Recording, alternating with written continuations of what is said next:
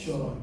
Okay, so these are the rights that you can enjoy on your land. So now, let's look at rights from here, right? So you have easement, you have proprietary. Proprietary has to do with ownership, and of course, and not the enjoyment that comes with ownership.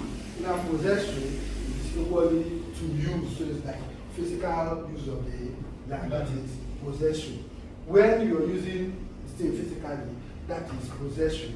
But don't forget that you may not use it physically and still enjoy other rights, except for this physical use.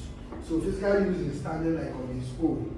You can be there, you cannot be there. For instance, if you went to a plot of land in Lekki, are you physically there? No. An empty plot of land. You're not physically there. But are you enjoying quiet? Do you have quiet enjoyment of it? Yes. Yes. Do you have rent income from it? Yes. Will you be compensated in the event of this thing?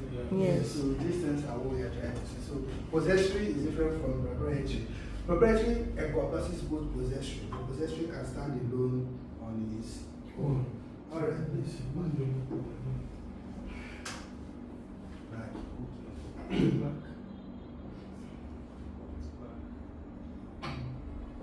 All right. So next one, critical limitations. So there are some critical limitations when it comes to the governor's consent. So the governor's consent is the pivot of alienation. So what this is basically saying is, at the center of transfer of rights, at the center of transfer of statutory right of occupancy is the governor's consent. Are you following? Yes, sir.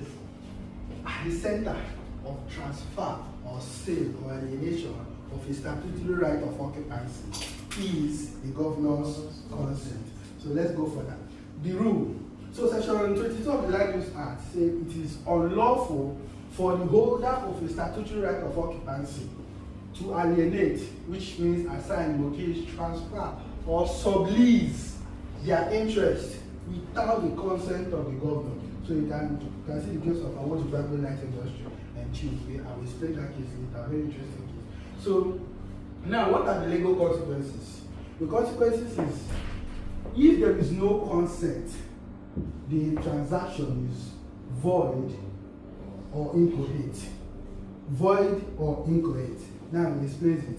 If the consent is applied for and refused, the transaction is void. That means you have not done any business.